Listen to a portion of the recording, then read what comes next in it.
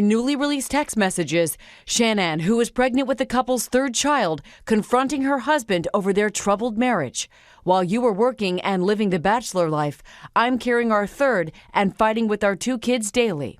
That co-worker, Nichol Kessinger, telling police she had no idea he was still married. He lied to me because if I'd have known that he had a child on the way, I'd have never wasted my time with him in the first place. Prosecutors releasing these photos of Watts and Kessinger on romantic trips together and say she was searching for wedding dresses in the days before the murders. After Watts confessed, investigators say she was searching how much money Amber Fry received for her book detailing her relationship with Scott Peterson before he murdered his pregnant wife, Lacey, in 2002. I'm still in shock that this whole thing happened. That's why I gave him the benefit of the doubt for the first day, because I was just like, no way. Like, I didn't even think about that. I mean, murder was not on the top of my mind when somebody doesn't come home for an evening. Now, a judge sentenced Chris Watts last week to 3 consecutive life sentences without the possibility of parole. But perhaps the most chilling part of the story is that everyone who knew Chris never saw this coming. Yes. Wow. Never saw any signs of violence. And just so matter of fact in that room. Yeah. So chilling. All right, thanks, Amy. The story of the Watts family begins long before the world ever whispered the name Nichol Kessinger. In the quiet suburb of Frederick, Colorado, life looked peaceful. Rows of identical houses, trimmed lawns, children playing on sidewalks. From the outside, Chris and Shanann what seemed like a couple building the American dream, 2 beautiful daughters, a new baby on the way, and a home full of laughter. But behind their smiling photos, something fragile was beginning to crack. Shanann sensed it long before anyone else. She noticed Chris growing distant, growing quieter, losing interest in the life they had built together. She tried to hold on, sending him heartfelt messages, planning trips, reaching out again and again. He kept telling her everything was fine, but his coldness spoke louder than his words. What she didn't know was that Chris had stepped into a new world, drawn toward a coworker named Nichol Kessinger. A woman who would soon become the center of suspicion, controversy, and endless unanswered questions. As we open this case, make sure to subscribe to Nightfall Detectives so you never miss the truths hidden behind familiar faces. Nichol entered his life quietly at first, casual conversations, small interactions, but soon, their messages grew longer, their meetings more frequent, and Chris began imagining a life far away from the responsibilities waiting at home. Shanann felt the shift. The girls felt it too, in the subtle ways children sense tension. No one knew it yet, but this family was standing at the edge of something dark, something irreversible. And while the world went on around them, behind closed doors the Watts family was already doomed. If you're still with us, like this video to keep the investigation alive as we begin unraveling the tangled path that led to one of the most haunting crimes of our time. By the summer of 2018, Shanann could feel Chris slipping further and further away. She told friends she didn't recognize him anymore. He worked out constantly, changed his eating habits, and spent more time on his phone than with his family. Every attempt she made to reach him was met with vague answers or hollow reassurances. The truth was buried under lies, lies he was telling her, lies he was telling himself. Chris was deepening his relationship with Nichol Kessinger. She described him as a man searching for emotional support, someone who seemed trapped in a loveless marriage. Whether she knew the full truth about his home life remains debated, but their connection grew dangerously fast. Every day he drifted further into this fantasy, imagining a new beginning with Nichol while ignoring the devastation such a choice could unleash. Shanann, meanwhile, struggled to keep her family together. On her work trip that July, she sent long messages to Chris, begging him to open up.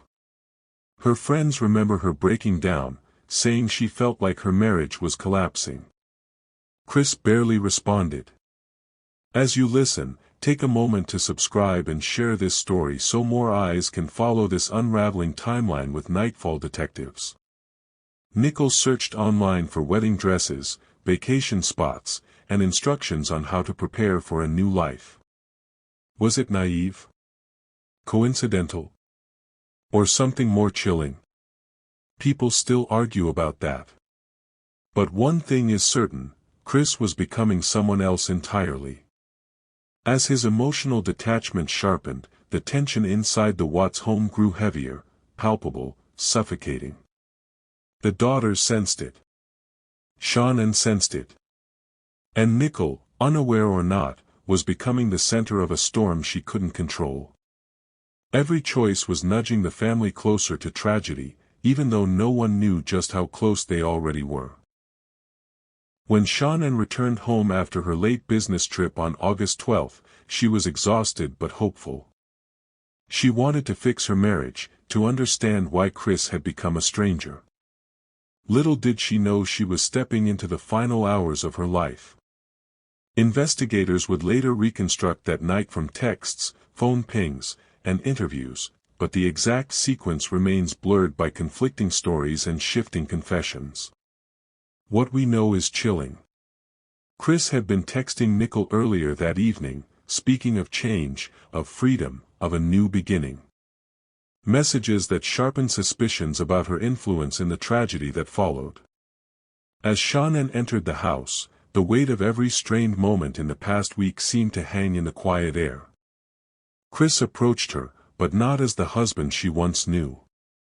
He claimed later it started as an argument. Many believe it was premeditated. Some believe he had already made decisions long before she arrived home. The hours that followed were filled with betrayal, violence, and a horrifying calm that defies explanation. Their daughters, Bella and Celeste, slept down the hall, innocent, unaware. What happened next would haunt investigators forever. As the sun rose, Chris backed his truck into the garage, loading objects no father should ever load. Neighbors would later say they had never seen him do something like that before. If you're still with us, like this video, it helps Nightfall Detectives continue exposing hidden truths. By 5 a.m., he drove away with his wife and daughters, heading toward an isolated oil field owned by his employer. What occurred in that truck, the fear, the confusion, the betrayal, remains one of the darkest parts of this case, one we may never fully understand. But the question that echoes through every retelling remains, was he acting alone in motive? We introduced ourselves in the lobbies earlier, so we're just going to do that again real quick. My name's Kevin Kovac. I'm with the Colorado Bureau of Investigation, and we're assisting the Frederick Police Department with this case involving Chris Watts. And this is Tim Martinez, Also an agent at CBI. Sir, if you just introduce yourself. Dwayne Kessinger. I'm Nicole's father. Dwayne, what's your birthday? November 3rd, 1958. And home address for you, sir? 8801 West 65th Avenue. What city? And that's Arvada, 8004. And a cell phone or a home phone or where? 720-982-4547. Thank you. And Nicole, can you just introduce yourself for the recording? Nichol Kessinger. Do you need all the other stuff? Yes, please. I live at 12255 Claude Court. Unit 612. Phone number 720-656-9605. Claude Court, is that? I think we determined it was North Glen, right? Yes. Do you know your zip code?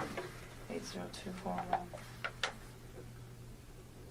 Okay. Can you speak up just a little bit so the recorder, I know you're tired and you're stressed, and we won't be here any longer than we have to be. You've already had a conversation with people before. You came here on your own free will to talk to us. We picked you up at your request and brought you here. You can get up and leave at any time. You don't have to talk to us. If there's a question you don't want to answer, don't answer it. If you don't want to talk anymore, just tell me I want to leave. And I'm kind of in the way of the door, but you're not being interrogated as a criminal suspect. We're here to understand your relationship with Chris and what you know about Chris and his family, and events relating to Chris Watts. And do you know him as Chris or Christopher? So the phone number that you reached him on, can you tell me what that number was? I think I deleted that out of my phone too. I just cut him out of my life. It's a 910 number. You guys have it. Well, we gave it to Mark yesterday. Yeah, So I probably he'll have have it, but it. just in case. I don't have it If I anymore. recited it to you, would you know it? Just the first 3 numbers. Okay. But you know it as a 910 number? Yes, that's what I do know. I mean, that's what I've got. North Carolina or something. That's North what it Carolina. is. Okay. So let's just start with a timeline of your getting to know Chris, how you guys met, where you met, all those things. Let's just run. And I'm not going to ask you specific questions unless I think it's necessary. I'll let you just tell me your story. I think it's a little bit easier that way. So I just want to know how you met him, where you met him, how long you guys were dating, and those kind of things initially. Okay. I think I met him sometime in June, probably early June. It might have been May. It was just talking at work. It was pretty casual. And he didn't have a wedding ring on his finger. And every time I talked to him, he didn't tell me that he was in a relationship. He didn't even mention his kids right away either. And then one day he told me that he had 2 kids. I was like, that's pretty cool. And started telling me about his kids. That sounded like a sarcastic comment. No, I thought it was kind of cute. I was like, oh, he's a dad. It was right around Father's Day too. So whenever that is in June. Okay. Yeah. So I'm not good with holidays. he told me he had kids, and then it was Father's Day shortly after Okay. that. So that's what I do know. And I was like, I thought it was cute. And then he's telling me about him. He's pretty excited about him. And then he mentioned that he did have a significant other. And then he told me that those 2 were in the process of a separation. Did he mention the children's name or his significant other's name? I didn't know his significant other's name for a while. And then I think he told me his kids' names pretty quick, but to be honest with you, on an exact date of when that happened, I don't know. So in May and June, first of all, where do you work? I work at Anadarko Petroleum Corporation. I'm contracted to Anadarko Petroleum Corporation Okay, and you work out of an office setting where? in Platteville, Colorado. Okay. And Chris also works out of that location, per Yes. se. Yes. He's in the field, but he comes into the office with his team. So you work, what is your job responsibility? I do health, safety, and environment. Okay, so you work in the office and you take care of health safety for, Anadarko is an oil and gas company, right? Yes. So you're doing health safety in the office and Chris works in the field Yes. as what kind of job does he do? He's an operator, so I don't know all of his daily duties, but he's a field operator, so he works with the oil wells. So he goes out and does work on those, whatever Yes. that work might be. But he comes into the office frequent. In the mornings, his team meets in the mornings. They're not all in there every day. Some days, some of them are in there. Some days, other ones are in there. But in the mornings, typically, from 6:15 to probably 7, somewhere around there. And is that where you met Chris? Yes. Okay. So can you just take us through kind of a little bit of the early part of how he courted you or you courted him? I don't know which one happened. How you guys got to know each other? I guess we just started talking. He actually, so part of my job is to manage the gas monitors that we have. So Anadarko requires all of their field personnel to carry gas monitor sensors for toxic gases, and it's my job to control all the inventory, any issues, anything like that.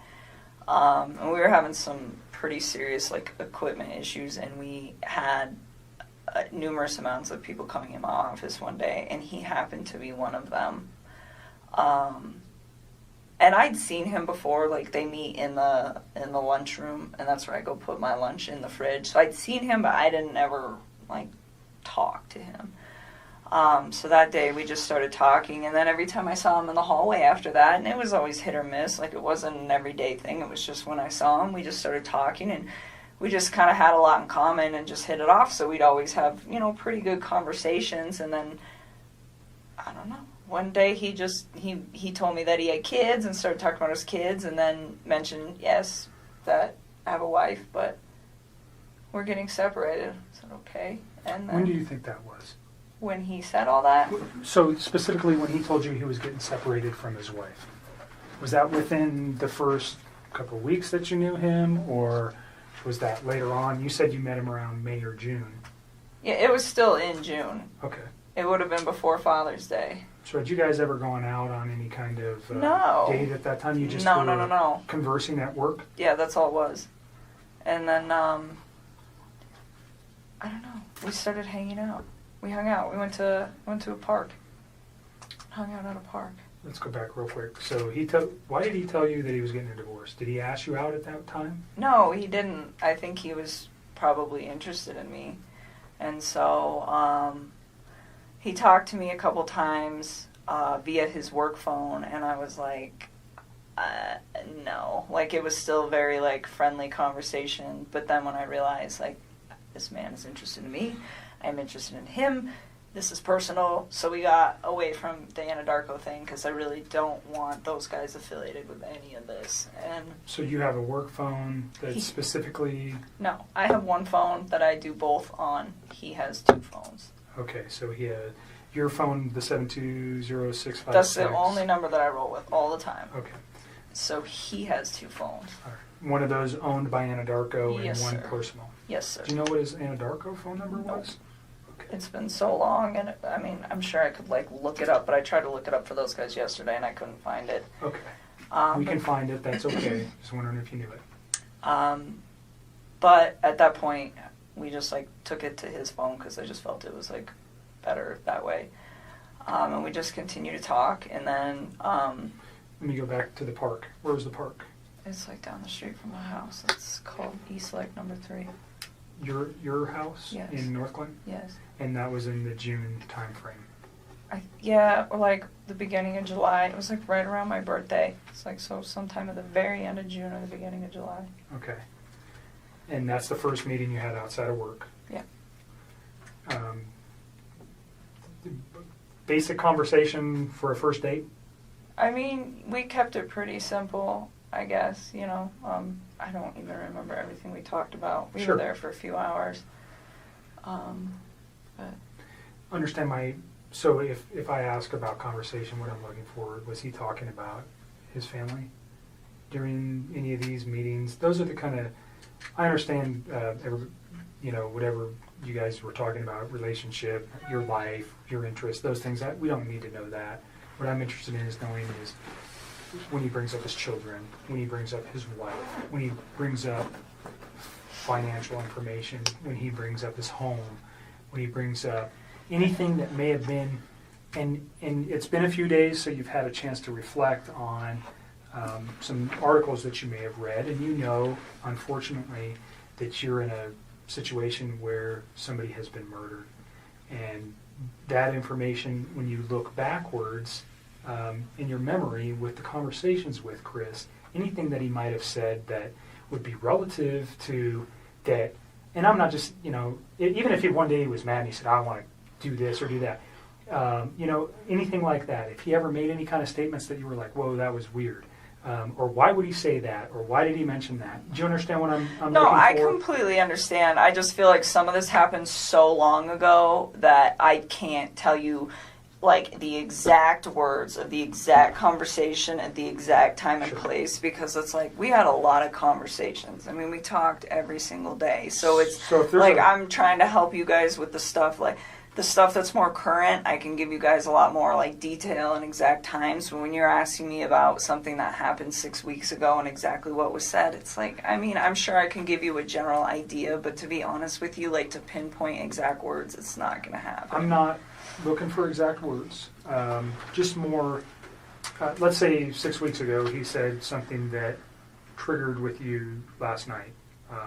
That's what I'd be looking for. Or something 4 weeks ago. And if you don't remember where it was or the specific words, that doesn't matter. Just he said something that was off the wall, or he said this or he said that, that has caused you a moment to pause and you go, wow, I wonder why he said that. Now knowing what you know today. Do you understand where I'm going with that? I completely understand. And to be honest with you, I mean, there were several discussions that we had about his current relationship and where it had gone and what it had caused. And he talked about his kids from time to time. But the thing is he was never hostile. It was never anything aggressive. Like, even when he spoke of his wife and the fact that they were separating, it was never, like, ill. It was still very kind. It was just like, this is not working, and would explain why, but it wasn't anything out of the ordinary or anything that I think would scare me. And to this day, even after everything that I found out, I still look back at that and I don't see any red lights with the way that he spoke of his family. The morning after the murders, Chris attempted a performance so unnervingly calm that it immediately raised suspicions. He called Shannon's friends, pretending to worry. He invited police officers into the house, pointing out items as if he were confused by her disappearance. But his behavior never aligned with the panic of a real husband searching for his missing family. When the neighbors showed police security footage capturing Chris backing his truck into the garage and making multiple suspicious trips to load it, the neighbor leaned in and whispered, "That's not like him at all." Something was off. Nichol Kessinger, meanwhile, was reacting to the news of the disappearance in her own way. She claimed shock, confusion, disbelief. But investigators later discovered deleted messages, erased call logs, and internet searches that muddied the clarity of her innocence. She searched for wedding dresses days before the murders, and vacation spots soon after. Was it coincidence? Was she misled? Or was she deeper in than she admitted? Those questions still haunt the case. If you're still watching, take a moment to subscribe to Nightfall Detectives. It helps us follow every shadow, every hidden truth. When Chris failed the polygraph test, the facade crumbled instantly. He fumbled through multiple lies, first attempting to blame Shannon, then modifying his confession in ways that protected his ego but not the truth. The discovery of the bodies shocked the nation. Shannon was found in a shallow grave. The children were placed in oil tanks, deliberate, disturbing, and methodical. Investigators pieced together the timeline, but the motives remained sickeningly vague. And hovering over everything was the lingering question surrounding Nichol Kessinger: how much did she know, and how much did she influence? No charges were brought. No proof surfaced. But suspicion has never fully faded. When the world learned the full truth of what Chris Watts had done, horror spread across every news outlet. A father destroying his entire family for a fantasy life remains one of the darkest crimes in modern history. But as the smoke cleared, attention shifted toward Nichol Kessinger, the woman Chris had been seeing in secret. She quickly cut ties, cooperated with investigators, and vanished from public life. Yet her involvement, knowledge, and impact on Chris's decisions became a subject of endless debate. Many argue she was manipulated. Others insist she must have known more than she claimed. Her deleted searches, erased messages, and sudden disappearance fueled theories that still spread today. No evidence has ever proven she participated. No charges were ever considered. But her presence in the story remains heavy, unsettling, and impossible to separate from the tragedy.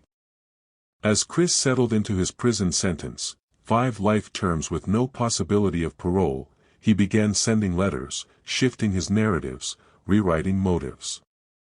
Some letters painted him as remorseful, others as confused, and others hinted at darker impulses he never fully admitted. The contradictions only deepened the mystery. If you've made it this far into the story, like and share this video so more viewers can walk with Nightfall Detectives through the shadows of cases like this.